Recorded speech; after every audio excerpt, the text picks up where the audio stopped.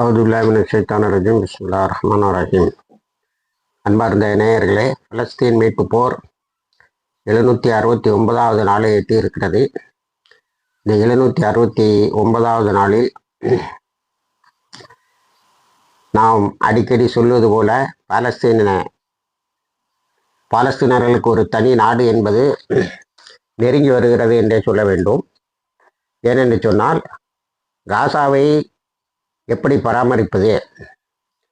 போராளிகள் 28 உடல்களையும் மீட்டு கொடுத்து விட்ட பிறகு இஸ்ரேல் முற்றாக வெளியே சென்று விட வேண்டும்.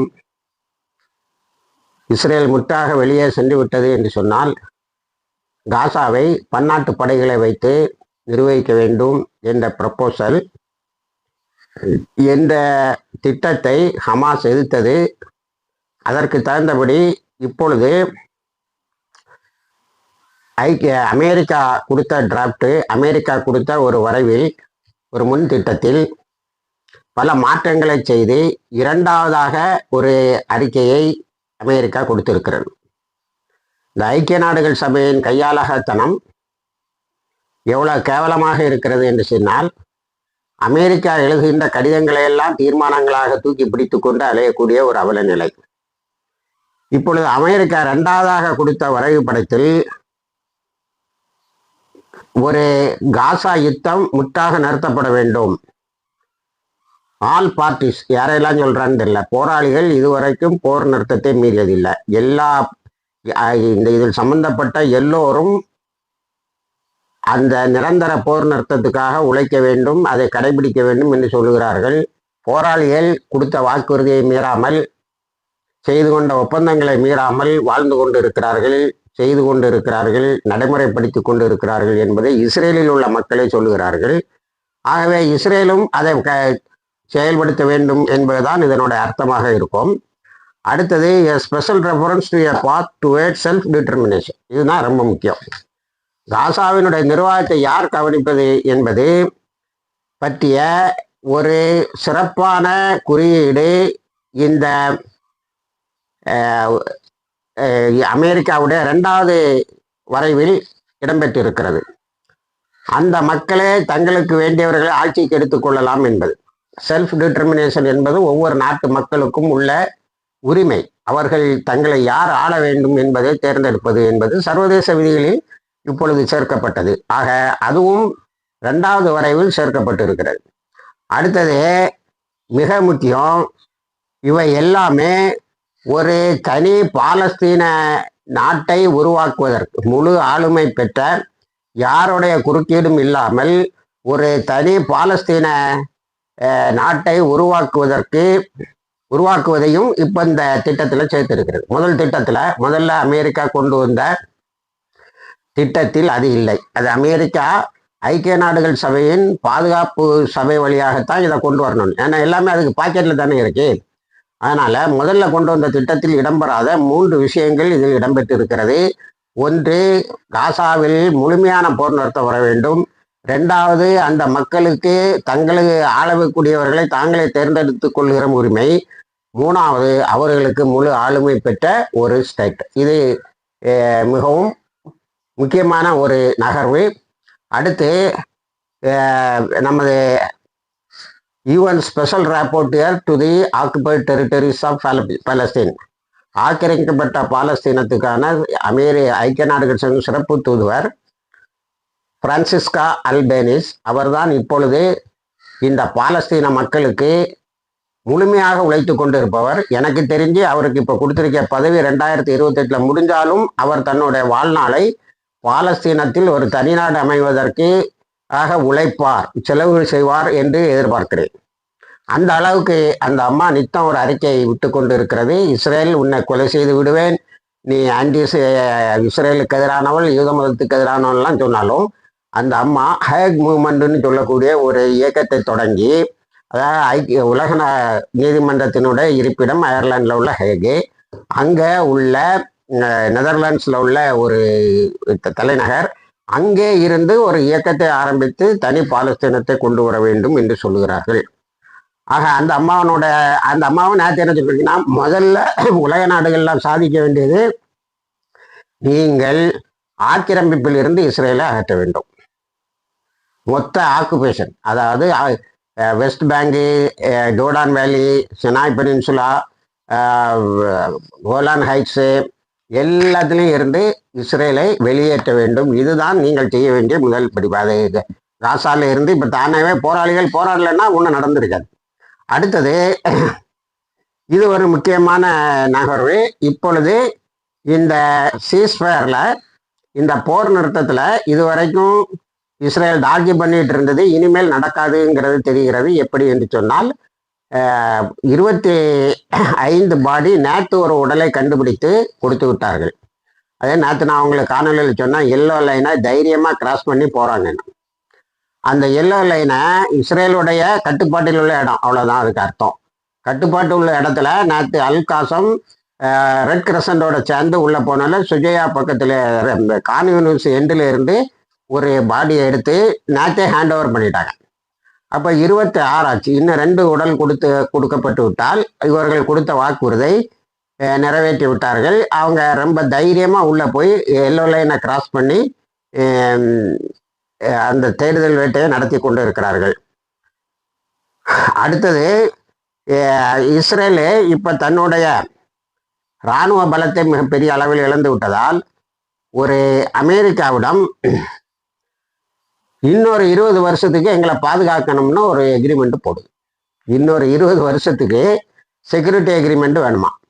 பணம், ஆயுதம் எல்லாம் கொடுத்து இது மாதிரி கூட்டுப்படுகளை செய்து இவன் அடுத்த நிலத்தை ஆக்கிரமித்து வாழ்ந்துருவானா. அதுக்கு அமெரிக்கா இன்னும் 20 வருஷம் ஒரு பாதுகாப்புக்காக ஒரு எக்ரிமெண்ட் போடணும் அப்படின்னு.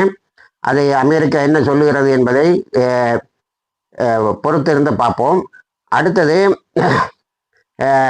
இஸ்ரேல் ஒரு $6 மில்லியன் ஒரு ப்ராபகேஷன், அதாவது ஒரு பிரச்சார யுக்தியை அமெரிக்காவில் ஆளுகிறது. நேற்று நான் அதை பற்றி சொன்னேன் உங்கள்கிட்ட. இப்போ கிளாக் டவர் எக்ஸ்ன்னு சொல்லக்கூடிய இவங்களெல்லாம் சோசியல் மீடியா பொது ஊடகம் வழியாக இளைஞர்களின் கருத்துக்களை மாற்றுபவர்களாம். அவர்களுக்கு $6 மில்லியன் தரேன், நீ தொடர்ந்து எங்களுக்காக பிரச்சாரம் செய்து அமெரிக்க இளைஞர்கள் எங்களை ஆதரிப்பவர்களாக மாற்ற வேண்டும் என்று ஒரு பெரிய வேலையை செய்திருக்கிறது. அடுத்தது, இந்த கம்பெனிகளுக்கு எதிராக நிறைய இப்போ ஆரம்பிச்சிட்டாங்க. அமெரிக்காவில் உள்ள பல ஊடகங்கள் இஸ்ரேலை நியாயப்படுத்தி போராளிகளை ஒரு மாதிரி மக்கள் மனதில் மலிவாக காட்டக்கூடிய வேலைகளை செய்ய தொடங்கினவுடன் அமெரிக்காவில் உள்ள 2 பொது நிறுவனங்கள் அந்த ஊடகங்கள் மீது அமெரிக்காவில் வழக்கு தொடுத்து இருக்கிறார்கள். இவர்கள் கவர்மெண்ட் ஆஃப் இஸ்ரேலுடைய ஏஜென்ட் மாதிரி வேலை செய்கிறாங்க, இவங்களை அப்புறப்படுத்த வேண்டும் என்று. ஆக அது ஒரு வேலை நடந்து கொண்டு இருக்கிறது. அடுத்தது, இந்த காசா ஹியூமானிட்டேரியன் ஃபவுண்டேஷன் ஒன்று கொண்டு மக்களை கொலை செய்தான் பாரு, உணவு கொடுக்குறேன்னு அதை க்ளோஸ் பண்ணியிருக்கான். அதில் உள்ள உண்மையான இது என்னன்னா, அதுக்கு பணம் கொடுத்தவங்க பெரும்பாலும் அரபு நாடுகள். பணம் கொடுத்தவங்க அமெரிக்கா 5 பைசா போடலை, 200 மில்லியன் போடுவேன்ட்டு போடவே இல்லை. வந்த பணத்திலையும் கொள்ளை அடித்தாங்கிற தகவலை நான் இதே காணொலியில் சொல்லியிருக்கேன்.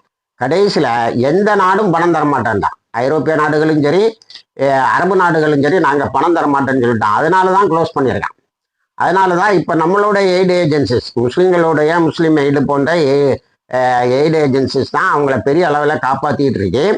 அதில் பலர் கண்ணிழந்த வார்தா அபு ஜராட் என்ற ஒரு 51 வயசான ஒரு சகோதரி பேக்கரியே நடத்துகிறா. இவன் தாக்குதலில் கண்ணு 2 போச்சு. ஆனால் ஒரு பேக்கரியை நடத்தக்கூடிய அளவுக்கு அந்த மக்கள் எழுந்து நிற்கிறார்கள். அதே மாதிரி பாட்டரி, மட்பாண்டம் செய்கிறது அது ஒரு பாரம்பரிய கலையாம், அதுவும் இப்போ திரும்ப தொடங்கி இருக்கிறார்கள். அடுத்தது, ஜெர்மனியில் ஜெர்மன் தான் இந்த கொலைகளுக்கு அமெரிக்காவை போல காசாவில் நடந்த கூட்டுப்படுகொலைகளுக்கு காரணமாக இருந்தது என்று அங்கு ஒரு பெரிய போராட்டம், அவர்கள் அரசு அலுவலகத்தை நேற்று ஸ்தம்பிக்க செய்திருக்கிறார்கள். அதனால ஜெர்மனி ஏற்கனவே இந்த கூட்டுப்படுகொலைகளுக்கு துணை நின்ற நாடுகளில் ஒன்றாக பிரான்சிஸ்கா அல்பேனிஸ் சகோதரி ஏற்கனவே பல வழக்குகளை தொடுத்திருக்கிறார். ஆக இன்னும் 2 உடல்களை கொடுத்து விட்டால் இந்த மொத்த பிரச்சனையும் ஒரு முடிவுக்கு வர வாய்ப்பு இருக்கு. ரஃபா பார்டர் ஓப்பன் ஆகலாம். இப்பொழுது ஹிஸ்புகம் சொல்லக்கூடிய அந்த காசா வளாகத்தில் உள்ள இது வழியாக தான் 250 உணவு 250 வாகனங்களில் உணவுப் பொருள் வருது. மற்ற எய்ட் ஏஜென்சிஸ் அதை பெரிய அளவில் பெரிய அளவில் கொண்டு வந்து ஹெல்ப் பண்ணிக்கிட்டு இருக்காங்க. அவங்க அபு கரீம் சலீம் வழியாக ஓரளவுக்கு கொண்டு வரார்கள். இருந்தாலும் பட்டினி இருக்கிறது என்றுதான் என்று அவர்கள் சொல்லிக்கொண்டே இருக்கார். ரஃபா கிராசிங் ஓப்பன் பண்ண வர பட்டினி இருக்கும் என்று பெரிய அளவில் இந்த 51 வயசு கண்ணு தெரியாத சகோதரியெல்லாம் இந்த பேக்கரி நடத்துகிறான்னு சொன்னால் பெரிய அளவில் அங்கே ஒரு நிவாரணம் இருக்கிறது என்பதுதான் உண்மை. இந்த நிவாரணம் கெட்டு போய்விடக்கூடாது என்பது போராளிகளின் மிக முக்கியமான கவலைகளில் ஒன்றாக இருக்கிறது. அடுத்தது, போர் நிறுத்தத்தை இவன் தொடர்ந்து பீறிட்டு தான் இருக்கான். அதாவது அல்பேனிஸ் நேற்று ஐக்கிய நாடுகள் சபையில் கொடுத்த அறிக்கையில் ஒவ்வொரு வாரமும் 6000 டன் குண்டுகள் போடப்படுகிறது. போர் நிறுத்தத்திலும் 6000 அட்டாக்குன்னு தான் எடுத்துக்கணும். அவ்வளோ குண்டும் போடுறது ஒவ்வொன்றும் ஒரு அட்டாக்குன்னு தான் எடுத்துக்கணும். 6000 தாக்குதல்கள் ஒவ்வொரு வாரமும் நடக்கிறது. இப்படி இன்னைக்கு 35 நாள் ஆகிப்போச்சு. இந்த போர் நிறுத்தம் முடிந்து அக்டோபர், நவம்பர், 35 நாள் ஆகிவிட்டது. 35 நாள்லேயே தாக்குதல் நடந்துக்கிட்டே தான் இருக்கு. இது ஒரு ஜெனோசைடு கண்டினியூ ஆகிட்டு. நேற்று 2 குழந்தைகள் இறந்துருக்காங்க. அடுத்தது கான்யூனிஸு தொடுத்து தாக்கிட்டு இருக்கான். பெய்த் லாகியா, காசா சிட்டி, அல் துஃபா, ஜபாலியா போன்ற இடங்களில் ஏதாவது ஒரு காரணத்தை சொல்லி எல்லைனை கிராஸ் பண்ணிட்டாங்க அல்லது டனல்ஸை பார்த்துட்டோம் அப்படின்னு. அடுத்தது வெஸ்ட் பேங்க். இப்போ இந்த வெஸ்ட் பேங்க் தான் மிகப்பெரிய சிக்கலில் இருக்கிறது. 921 தாக்குதலை நடத்தியிருக்கு. 921 பேர் அல்லாஸ்கா மாஸ்கு உள்ள புகுந்த நேரத்தை பிரச்சனை பண்ணியிருக்காங்க. அதை அவங்க கழுவி விட்டுக்கிட்டு இருக்கிறாங்க. அங்கே துல்மிடிக் என்ற ஒரு வகை அவங்களோட பூஜா பிரசகாரங்களை செய்திருக்கிறார்கள்.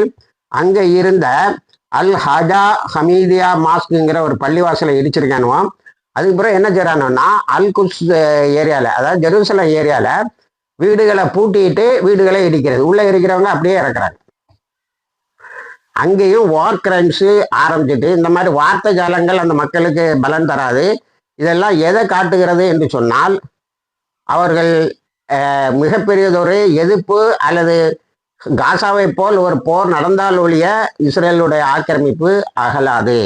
இப்போ அல்குல்ஸ் ஏரியாவில் என்ன தெரியுமா செய்றான்னா, அந்த வேஸ்ட்டு, அதாவது இந்த கழிவுகளை எல்லாம் கொண்டு கொட்டி அதை சுத்தம் பண்ணி அதிலிருந்து ஏதோ எனர்ஜி தயாரிக்கிறாங்களாம். அந்த ஆலைகளை சுற்றி வைக்கிறானா. அப்போ காற்று மாசுபடிந்ததாக ஆகிவிடும். மக்கள் தாங்களாகவே வெளியே போய் விடுவார்கள் என்பது அவனுடைய எண்ணம். அக்டோபர் 7, 2023 இருந்து இன்னைக்கு வரைக்கும் 38,000 தாக்குதல்களை செட்டிலர்ஸ் நடத்தி இருக்காங்க. அதை தான் நம்மளோட யூசுஃபுல் கர்லா இந்த செட்டிலர்ஸ், அதாவது வந்தேரிகள் அத்தனை பேருமே கிரிமினல்னு உலகம் முழுவதும் சட்டமும் இருக்கு. இன்டர்நேஷனல் லாக்கும் எதிரானது. டாக்டர் யூசுப் கர்லாவே அப்பவே ஒரு ஃபத்வா கொடுத்தாங்க, இவனை எல்லாமே கிரிமினல், இவனை அடிச்சு வரட்டும்னு. அடுத்தது 29 வருஷமா ஜமால் அல் ஹவுர் என்பவர் இஸ்ரேலிய சிறையில் இருக்கிறார். ஒவ்வொரு சிறைவாசிகளுடைய நிலையும் தான். இந்தியாலையும் தொடக்க காலத்தில் முஸ்லீம்கள் தீவிரவாதின்னு சொல்லக்கூடிய இடத்துல 20 வருஷம் 30 வருஷம் இருந்துட்டு வந்தாங்க. அதுக்கு பிறகுதான் எஸ்.எம். முஸ்ரீப் போன்றவர்கள் புத்தகங்களை எழுதி பெரிய லீகல் சண்டை, நம்மளும் அதில் நிறைய பார்ட்டிசிபேட் பண்ணோம். ஒரு பெரிய லீகல் சண்டை, பெரிய லீகல் வாரெல்லாம் நடத்தின பிறகு தான் இதெல்லாம் பொய், இதெல்லாம் பாசிஸ்டுகளுடைய வேலை என்பது தெரிய வந்தது. அதுபோல அங்கேயும் 20 வருஷம் 30 வருஷம் ஜெயிலில் இருக்கக்கூடிய ஒரு பழக்கம் இருக்கிறது. இதை மீட்கிறது தான் இன்னைக்கு மிகப்பெரிய சவால். அடுத்தது அங்கே இஸ்ரேல் இனிமேல் போராளிகள் இங்கே வந்துருவாங்கன்னு ஒரு பெரிய மிலிட்ரி பில்டப்பை பண்ணுறதாட்டு செய்து கொண்டு இருக்கிறார்கள் என்பது எல்லா ஊடகங்களும் கன்ஃபார்ம் பண்ணுற செய்தி. அதே மாதிரி பெத்லஹேமில் 40 பேர் அரெஸ்ட் பண்ணியிருக்கான். 2 குழந்தைகளை பாயிண்ட் பிளாங்கில் சுட்டு கொண்டு இருக்கான். அதுக்கு பிறகு ஹில்டாப் யூத்துன்னு ஒரு இயக்கத்தை ஆரம்பிச்சிருக்கான் இஸ்ரேலு. அவனும் தான் இப்போ போலீஸ் பாதுகாப்போடும் இராணுவத்தின் பாதுகாப்போடும் மேக்கரையில் பயங்கரமான கெடுபிடிகளை பண்ணி கெடுபிடிகள்னா சுட்டுக்கொள்றது, வீடுகளை இடிக்கிறது. இஸ்ரேலர்கள் போவதற்கு தனிப்பாதையாம், பாலஸ்தீனர்கள் போவதற்கு தனிப்பாதையாம். இன்னைக்கு வெள்ளிக்கிழமை எத்தனை பேரை தொழுதுக்கு அலோவ் பண்ணுவான்னு தெரியல. நிறைய ரெஸ்ட்ரிக்ஷன்ஸ் வந்துட்டுன்னு நிறைய அறிக்கைகள். இப்போ போராளிகளுக்கு சாதகமாக இருக்கிறது என்னன்னா, நிறைய மனித உரிமை ஆர்வலர்கள் என்ன நடந்துகிட்டு இருக்கீங்கிறத பொதுவாக சொல்கிறான். நம்ம சொல்லிகிட்டு இருந்தா இவங்க வெண்சாமரம் வீசுறாங்கன்னு சொல்லுவாங்க. அது இல்லாமல் பொது அறிக்கைகள் நிறைய வந்துட்டு இது உலக அளவில் பெரிய ஒரு அழுத்தத்தை கொடுத்துருக்கிறது. எந்த அளவுக்கு என்று சொன்னால், போராளிகள் காசாவில் ஏன் போராடினார்கள் என்பதை மேற்கரையில் என்ன நடக்கிறது என்பதை வைத்து புரிந்து கொள்ளலாம். அங்கேயும் போராளிகள் குழு எழுவது தவிர்க்க முடியாதது என்று மேலை நாட்டவர்களும் மனித உரிமை ஆர்வலர்களும் சொல்வதை சொல்லிக் கொண்டிருக்கிறார்கள். ஆக அங்க ஒரு முழு யுத்தம் வரும் என்பதுதான் எதிர்பார்க்கப்படுகிறது. இணைந்திருங்கள், தகவல்களை தருகிறோம். வாஹிர் தவானா அல்ஹம்துலில்லாஹ் ரபில் ஆலமீன்.